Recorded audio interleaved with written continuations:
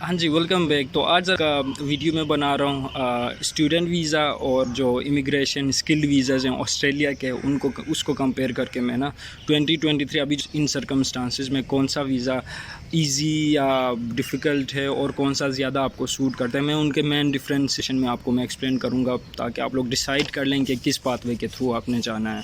आपने student visa के through जाना है या फिर आपने ना स्किल्ड वीज़ाज़ जो ऑफ़र हो रहे हैं ऑस्ट्रेलिया के, हमारे पास ऑप्शंस हैं, वो आप चूज़ करोगे। सबसे पहले तो प्रोसेसिंग टाइम का हम लोग डिस्कस कर लेते हैं।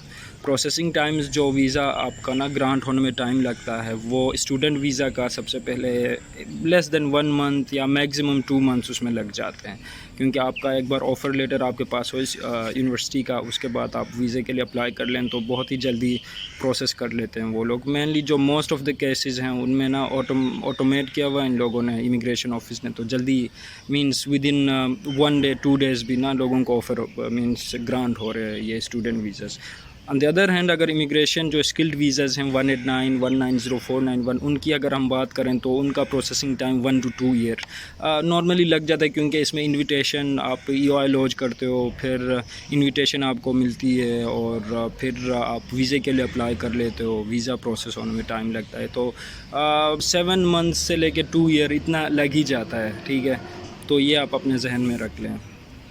फिर सेकेंडली हम बात करेंगे टोटल कॉस्ट कितना आता है दोनों वीज़ाज़ का, ठीक है। Living in third world country, the cost is the most deciding factor why we are going to choose certain pathway, either it's student visa or skilled visa. When we talk about Pakistani rupees, it cost almost like more than 1 crore. 1 crore in a sense के आप सबसे पहले आपने अपने student जो university की fees देनी होती है, फिर आपने ना वीज़ा का, चलो खैर है, कम फ़ीस है, इतना ज़्यादा नहीं है स्टूडेंट वीज़े का, लेकिन उसके साथ आपने अपना अकाउंट में शो करना होता है, मींस आपके पास होते हैं इतने पैसे, भले ही वो यूज़ हो ना हो वो एक अलग बात है। आपके पास एटलीस्ट 1 करोड़, तो अभी रिसेंटली देखा हुआ है कि 1 करोड़ खाली आपने अपने अकाउंट में ही शो करना होता है to prove them that I can bear my expenses when I go to Australia on student visa, because you don't have like full working rights, etc. So you have to live there, and there are different like expenses, you have to bear all of them. So it costs almost 1 crore or more than that. On the other hand, अगर आप skilled visa की बात करें, skilled visa में आपको maximum आपके ना 20 lakh Pakistani rupees आपके लग जाते हैं। आप इंडियन में उसको कन्वर्ट कर लें, इंडियन रुपी आई गेस 3.22 इस तरह कुछ था, कल मैंने चेक किया था, तो इतना है। अच्छा, फिर टाइम टू स्पेंड, या अच्छा, जब आप जाते हो तो वहाँ पे कितना आपने टाइम स्पेंड करते हैं कि उसके बाद आपका ना कंफर्म हो जाए। मोस्ट ऑफ़ द टाइम जब हम पाकिस्तान, इंडिया, बांग्लादेश और इन जैसी जगहों से अगर हम अप्लाई करते हैं, तो हमारा मेन गोल होता है PR लेने का। अल्टीमेटली हमारा यही गोल होता है मोस्ट ऑफ़ देम। हाँ, जो केसेस हैं कि भाई I want to study there and come back to my country, तो वो एक एक्सेप्शनल केस है, उनके बारे में मैं डिस्कस नहीं कर रहा।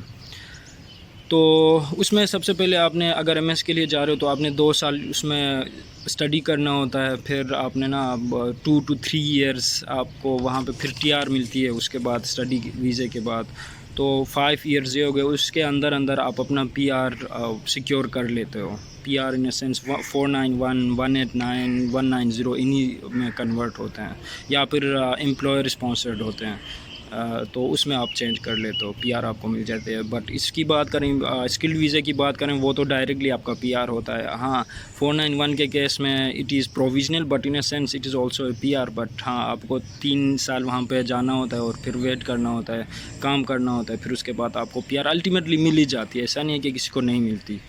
तो फिर उसके बाद PR, हाँ, PR स्टूडेंट वीज़े पे जाते हो तो हाँ, आपके पास एक पाथवे होता है, आगे जाके आपको PR शायद मिल जाए, क्योंकि बहुत से ऐसे केसेस हैं जो वहाँ पे काफ़ी टाइम स्पेंड करके वो लोग वापस आ रहे हैं, क्योंकि वो PR पता नहीं, उनको इनविटेशन नहीं मिलती शायद, उनके मींस कुछ मसले होते हैं, we don't know about them. तो मोस्ट ऑफ़ द केसेस उनको PR मिल जाती है, लेकिन फिर आपने 7 साल तो लगाने ही होते हैं अल्टीमेटली सिटीज़नशिप वगैरह के लिए। ऑन द अदर हैंड, अगर आप PR के थ्रू जाते हो, स्किल्ड वीज़ाज़ के थ्रू, स्किल्ड वीज़ाज़ तो डायरेक्टली इधर से PR लेके आप लोग चले जाते हो। तो हाँ, तो इसमें ये होता है कि डायरेक्टली आपको PR में। थर्डली वर्क, हाँ, डॉलर छापने उधर जाके, सही है। डॉलर छापने हैं तो स्टूडेंट वीज़े पे जाते हो तो आपके एक्सपेंसेस होते हैं, आपने अपने एक्सपेंसेस खुद ही निकालने होते हैं, ठीक है। स्कॉलरशिप भी आपको मिल जाए तो इतनी स्कॉलरशिप नहीं मिलती कि ना आपके सारे एक्सपेंसेस भी आपको हों, स्टूडेंट भी मींस यूनिवर्सिटी फ़ीस भी आपकी निकल जाए, ऐसा नहीं होता। या तो आपको 20-25-50% आपको स्कॉलरशिप मिल जाती है, बहुत कम केसेस में 100% मिलती है। तो फिर आपने 20 आवर वर्किंग राइट्स होती हैं, तो आप बहुत ही कम बोल सकते हो इस तरह काम करते हो। बाकी इलीगल अगर काम करते हो वो आपके लिए आगे वीज़े के लिए मसला हो सकता है, पीआर के लिए अगर आप पकड़े जाओ तो। बाकी आप अगर पीआर में चले जाते हो स्किल्ड वीज़ा में तो आपके पास फुल वर्किंग राइट्स होते हैं, जितना आप कर सकते हो उतना आप काम कर लेते हो, ठीक है। Which is 40 hours per week normal होता है। तो भाई आप पार्ट टाइम कर सकते हो, उसके बाद जो भी करो मीन्स आप सही कमा सकते हो, अर्निंग आपकी अच्छी खासी होगी उसमें। अच्छा जी, फिर रिक्वायरमेंट्स स्टूडेंट के वीज़े के लिए आपको पता है सबसे पहले यूनिवर्सिटी की रिक्वायरमेंट्स होती हैं, जिसमें आपने पाकिस्तान में तो एफएससी और इंडिया में भी ऑलमोस्ट सेम ही है, ठीक है। आपको या ए लेवल्स करने होते हैं, फिर या एफएससी या एचएसएससी जिसको बोलते हैं वो करना होता है। फिर आपने उस पर यूनिवर्सिटी में अगर आपको एडमिशन मिल जाए फिर आप जा सकते हैं। हाँ, लेकिन स्किल्ड वीज़े के लिए आपने ये होता है कि एटलीस्ट आपको बैचलर्स तो चाहिए होते हैं, बैचलर्स डिग्री या diploma.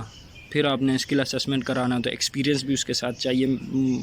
Most of the visas they need experience, but without experience मेरा तो हुआ है और बहुत से ऐसे केसेस हैं कि without experience just bachelors degree के बेसिस पे उनका ना हो गया है, आगे उधर स्किल्ड वीज़ा उनको मिल गया है। And after that we have process. हाँ, प्रोसेस इसकी आप बात करें, student visa straightforward process है लेकिन कॉस्टली बहुत है। आपने जैसे मैंने शुरू में आपको बताया ऑलमोस्ट 1 करोड़ आपका ख़र्चा आता है, बट ये कि ईज़ी प्रोसेस है। स्टूडेंट आप यूनिवर्सिटी में एडमिशन ले फिर आपको वो मिल जाती है स्टूडेंट वीज़ा। बट मसला ये है कि अभी रिसेंटली मैंने केसेस देखे हैं कि स्टूडेंट वीज़ा ना उससे स्किल्ड वीज़ा से काफ़ी मुश्किल हो गया है। ऑन द अदर हैंड अगर हम बात करें स्किल्ड वीज़ा की, वो थोड़े से कॉम्प्लिकेटेड हैं उनका प्रोसेस, क्योंकि आपने EOI समझना फिर ROI, but it's not that complex. But अगर आप थोड़ा सा रिसर्च कर लें ये भी इजी है और कॉस्ट इफ़ेक्टिव है। ख़र्चा कम है लेकिन आपको PR भी मिल जाती है, मींस प्लस पॉइंट्स के ज़्यादा हैं इस मामले में। हाँ, थोड़ा कॉम्प्लिकेटेड प्रोसेस है बट इट्स ईजी रिलेटिवली और काफ़ी इसके प्लस पॉइंट्स काफ़ी ज़्यादा हैं। देन वी हैव, अच्छा जी, बेनिफिट्स अगर आप इन दोनों में जाओ बिसाइड के आपकी अर्निंग कितनी होती है, क्या क्या फ़ायदे हैं। स्टूडेंट वीज़ा में कुछ भी नहीं है, ठीक है, बस आप स्टडी करते हो। हाँ, इंश्योरेंस अपने हेल्थ केयर के लिए इंश्योरेंस आपको चाहिए और एजुकेशन के एक्स्ट्रा एक्सपेंसेस थोड़े ज़्यादा होते हैं as compare to the skilled worker अगर आप वहाँ पे स्टडी करना चाहें। बट अगर आप स्किल्ड वीज़ा में चले जाते हो तो स्किल्ड वीज़ा में ये होता है कि आपका हेल्थ केयर, ठीक है, PR में आप अगर हैं तो आपका हेल्थ केयर फ्री होता है। और फिर आपके एजुकेशन इन अ सेंस कि आपके बच्चे अगर स्कूल में एडमिशन लेना चाह रहे हैं तो उनका मींस ऑलमोस्ट पब्लिक स्कूल्स में फ्री होता है। और बाकी यूनिवर्सिटी में अगर आप ख़ुद पढ़ना चाह रहे हो तो ज़ाहिर सी बात है PR वालों के लिए काफ़ी कम फ़ीस है और फिर आपको वहाँ पे लोन और ये सारी चीज़ें आपको मिल जाती हैं, उधर स्कॉलरशिप्स भी मिल जाती हैं काफ़ी ज़्यादा। अच्छा जी, फिर हाँ, अब करंट सिनारियो को देख के अगर दोनों को हम कंपेयर कर लें, करंट सिनारियो मींस के 2023-24 अभी जो फिस्कल ईयर स्टार्ट होने लगा है जुलाई में, उसके हिसाब से अगर आप देखें तो सारी चीज़ों को मींस आप देख लें कंपेयर करके तो 2023 में अगर आप देख लें स्टूडेंट वीज़ा बहुत मुश्किल हो गया। अभी स्टूडेंट वीज़ा बहुत कम लोगों को मिला है। अभी रिसेंटली 3-4 लड़के मेरे से कांटेक्ट में आए थे जो बोल रहे थे कि भाई हमारा स्टूडेंट वीज़ा रिजेक्ट हो गया तो अभी हम स्किल्ड वीज़े में जा रहे हैं। असल में होना ये चाहिए कि जिनको अगर स्किल्ड वीज़ा नहीं मिल रहा तो उनको स्टूडेंट वीज़े में वहाँ जाके ना आगे PR का सोचना चाहिए। बट अभी थोड़ा उल्टा चल रहा है क्योंकि आप सब लोगों को पता है कि कोविड की वजह से एक नहीं बल्कि 2 साल ऑलमोस्ट ऑस्ट्रेलिया के बॉर्डर्स बंद रहे हैं। तो अभी स्किल्ड इतना वहाँ पे शॉर्टेज है स्किल्ड लोगों की कि भाई बिजनेसेस चल रहे हैं अभी फिर से शुरू हो गए, उनके पास बंदे नहीं हैं तो वो बोल रहे हैं कि भाई बस आप आ जाओ इधर, सही है, ऐसा चल रहा है। तो वो लोग जिनको स्टूडेंट वीज़े में रिजेक्शन मिल रही है तो वो लोग अभी स्किल्ड वीज़े में जा रहे हैं और गए हुए हैं। ऐसे 3-4 लड़के खुद ही जो पर्सनली मैंने उनसे बात की हुई है, तो उन लोगों को इनविटेशन अभी आई है after getting rejected by the department for student visa. अब कहने का ये है कि क्योंकि स्टूडेंट वीज़ा क्यों रिजेक्ट हो रहे हैं, क्योंकि अभी रिसेंटली इंडिया में ये हुआ है कि फ्रॉडुलेंट केसेस पकड़े गए हैं, जो कि डॉक्यूमेंट्स उनके फ्रॉड थे, मीन्स सही डॉक्यूमेंट्स उनके सही नहीं थे, मीन्स वो लोग फ्रॉड कर रहे थे उनके साथ। तो उस वजह से इंडिया पे बैन है। और पाकिस्तान का आप लोगों को पता होगा कि इकोनॉमिक कंडीशंस और पॉलिटिकल कंडीशंस यहाँ पे बहुत ही ज़्यादा ख़राब हैं फ़िलहाल, इसीलिए वो लोग ये कर रहे हैं ना कि इसको बेसिस बना के वो लोग रिजेक्ट कर रहे हैं स्टूडेंट वीज़ास।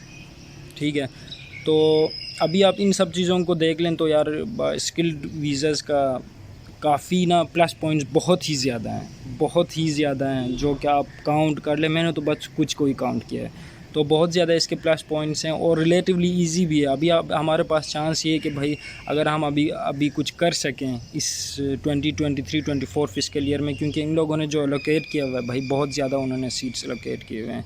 आई गेस 350,000 कुछ उन लोगों ने एलोकेट किया हुआ है, या 35,000 नहीं 30,000 सिर्फ उन लोगों ने 491 के लिए किया हुआ है, बाकी 190 189 के लिए भी इतने सारे हैं। तो टोटल मिला के कोई भाई बहुत ज़्यादा इनके पास सीट्स हैं।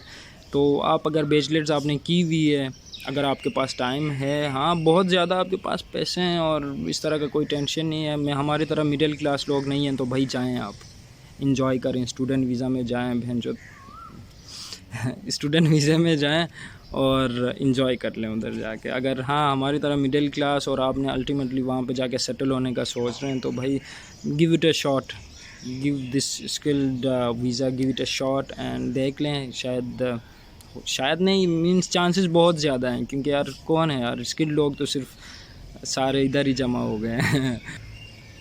गिव इट अ शॉट यार, ट्राई कर लें। हाँ तो फाइनली यही बोलूँगा, ये मैंने आपको तो बस यही है, जैसे मैंने ये सारी चीज़ें बता दी हैं। इसमें अगर स्किल्ड वीज़ा अगर आप इसके लिए थोड़ा सा ट्राई कर लें तो आपके लिए अच्छा होगा, क्योंकि अभी चांसेस काफ़ी ज़्यादा हैं स्किल्ड वीज़ा में आपको इनविटेशन मिलने का। On the other hand student visa में आपको वीज़ा तो ग्रांट होगा, लेकिन वहाँ जाके भी आपने ख्वारी करनी है और फिर अल्टीमेटली जाके आपने 491 190 189 में आना है, अल्टीमेटली उधर ही आना है आप लोगों ने, तो इधर ही क्यों ना ट्राई कर लें। हाँ अगर आप एडमिशन ले रहे हैं तो भाई चलो 1 साल वेट कर लें, यहाँ पे जॉब शॉप कर लें, उस गैप को कवर कर लें, 1 साल बाद में चले जाएं, क्योंकि स्टूडेंट वीज़ा का तो ऑलरेडी वही सेम सिस्टम है।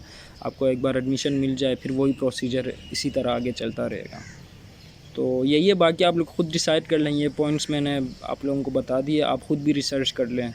मेरा तो यही है कि आप लोगों को थोड़ा सा गाइडेंस दूँ, आप लोगों को बता दूँ कि भाई अपॉर्चुनिटीज़ फ़िलहाल बहुत हैं हमारे पास अगर हम ऑस्ट्रेलिया की बात करें। बाकी दूसरे मुल्कों के तो और भी, अभी रिसेंटली यूके के इतने सारे वीज़ा स्किल्ड वीज़ाज़ वो हुए हैं, अनाउंस हुए हैं। फिर कनाडा का तो आपको पता ही है भाई, ऑस्ट्रेलिया और कनाडा एक दूसरे के उसमें हैं, कंपटीशन में हैं। वो लोग भी काफ़ी अपने सीट्स उन लोगों ने ज़्यादा की हुई हैं।